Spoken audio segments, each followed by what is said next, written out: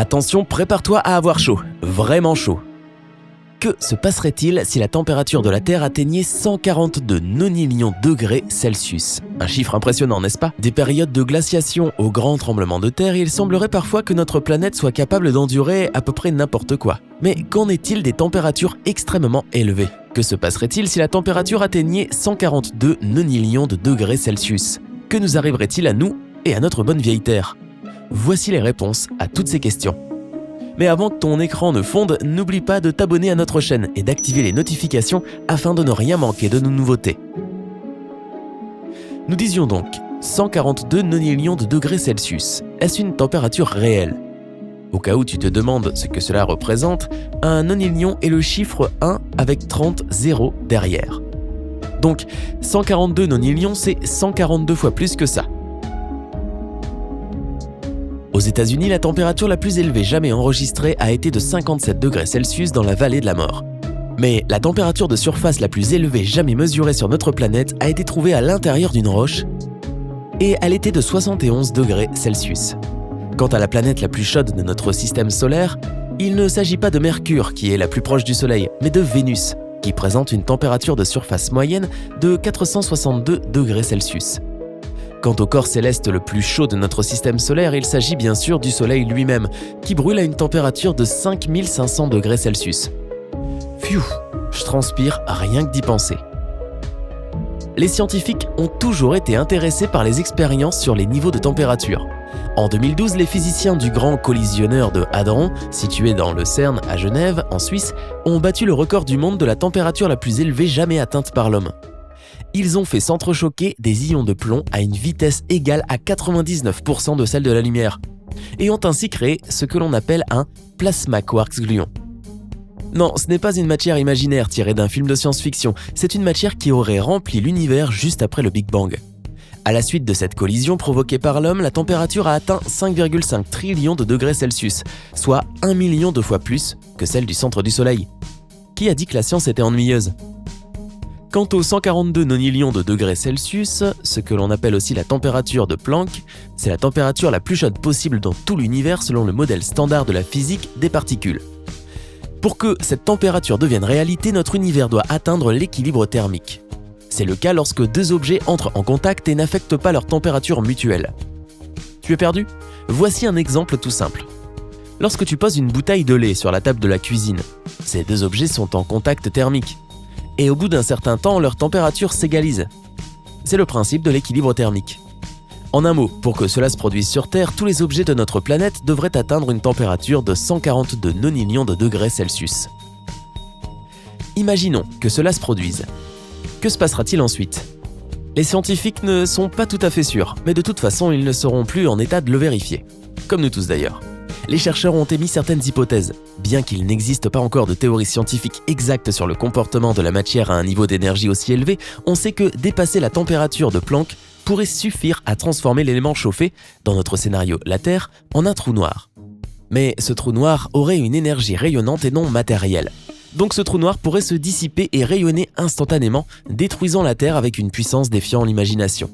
Quant à nous, c'est bien simple, nous serions instantanément réduits en poussière. D'après les scientifiques, la température la plus proche de cette température théorique aurait été atteinte juste après le Big Bang.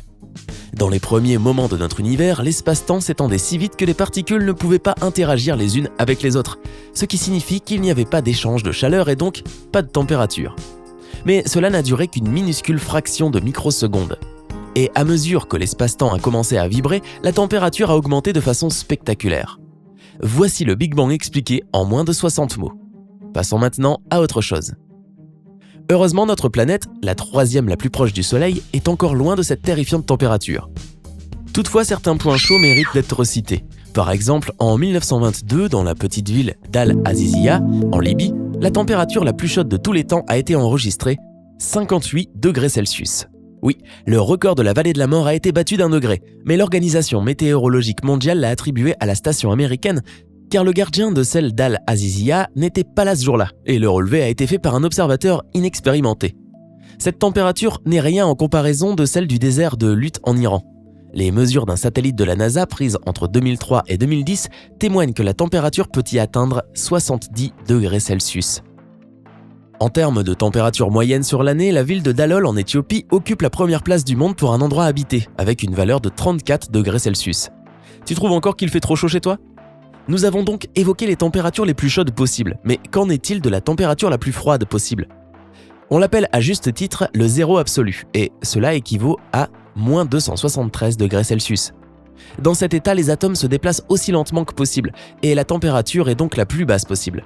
Mais contrairement à la température de Planck, le zéro absolu est absolument impossible à atteindre. Simplement parce qu'il faut toujours plus d'énergie pour éliminer la chaleur du gaz en le refroidissant. Donc il faudrait une quantité infinie d'énergie pour atteindre le zéro absolu.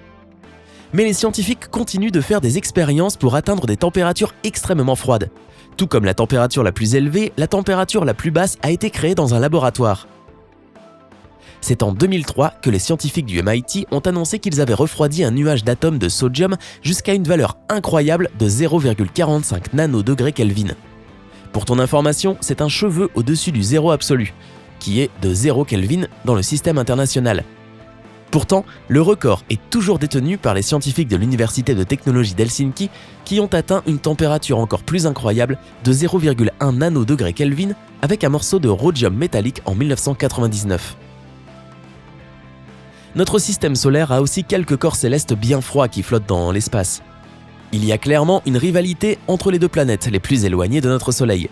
La 8e planète, Neptune, a une température moyenne de moins 212 degrés Celsius, plus basse que la 7e. Uranus a moins 198 degrés Celsius. Mais le record de la température la plus froide est détenu par Uranus, où la température la plus froide a été mesurée avec une valeur glaciale de moins 224 degrés Celsius. On pourrait s'attendre à ce que Neptune atteigne plus souvent des températures plus faibles, puisqu'elle est plus éloignée du Soleil, mais ce n'est pas le cas. Les scientifiques ne savent pas pourquoi Uranus est la planète la plus froide, mais l'une des hypothèses les plus convaincantes est la nature des composants structurels d'Uranus et leur effet de rétention de la chaleur solaire. Une autre théorie populaire est basée sur l'orbite unique d'Uranus et sur le fait qu'elle est inclinée comme aucune autre planète. Cette inclinaison lui fait déverser de grandes quantités de chaleur dans l'espace, faisant chuter la température à sa surface. Mais retournons sur notre bonne vieille Terre. Sans surprise, le record de la température la plus froide jamais enregistrée sur la planète est détenu par la station de recherche russe Vostok, située en Antarctique, avec une valeur de moins 124 degrés Celsius. Et ce n'est pas le seul record détenu par la Russie. En 1933, la République de Yakoutie, qui faisait partie de l'URSS à l'époque, a connu la température de l'air la plus froide jamais enregistrée dans l'hémisphère nord, moins 67 degrés Celsius. Peut-être pas le meilleur endroit pour aller passer ses vacances. La température la plus basse jamais enregistrée aux États-Unis a été de moins 62 degrés Celsius en Alaska, ce qui n'est rien comparé aux moins 124 degrés Celsius de Vostok, mais c'est tout de même plus froid que la température de surface sur Mars, qui est de moins 55 degrés Celsius. Le Denali, le plus haut sommet de l'Amérique du Nord qui se trouve également en Alaska, est considéré comme la montagne la plus froide de la Terre, avec la température la plus basse jamais enregistrée de moins 73 degrés Celsius. Parmi les autres lieux les plus froids du monde, on trouve la base de recherche Eureka sur l'île d'Ellesmere, située à l'extrême nord du Canada. C'est l'un des endroits habités les plus froids avec une température moyenne annuelle d'environ moins 20 degrés Celsius, pouvant chuter à moins 40 degrés Celsius en hiver. Brrr, j'en ai des frissons. Et voilà, de la chaleur la plus brûlante au froid le plus glacial, notre planète est vraiment fascinante, n'est-ce pas ? Au-delà ces extrêmes, c'est plutôt un endroit accueillant pour l'homme, mais cela ne veut pas dire que nous ne devons pas en prendre soin. Elle nous prodigue tant de richesses, ne penses-tu pas qu'il est temps de lui rendre l'appareil ? Y a-t-il d'autres scénarios extrêmes que tu aimerais étudier ? Fais-nous en part dans les commentaires et nous en ferons peut-être une vidéo. N'oublie pas de cliquer sur j'aime et de t'abonner pour prendre la vie du côté sympa. Rejoins-nous sur Sympa.